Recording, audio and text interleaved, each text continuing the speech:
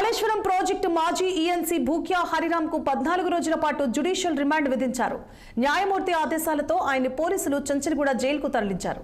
ఆదాయానికి మించిన ఆస్తుల కేసులో హరిరామ్ ఇంట్లో తనిఖీలు నిర్వహించిన ఏసీబీ అధికారులు 100 కోట్లకు పైగా అక్రమ ఆస్తులు కలిగి ఉన్నట్లు అధికారులు గుర్తించారు. గజ్వేల్లో భారీగా అక్రమాస్తులను అధికారులు గుర్తించారు.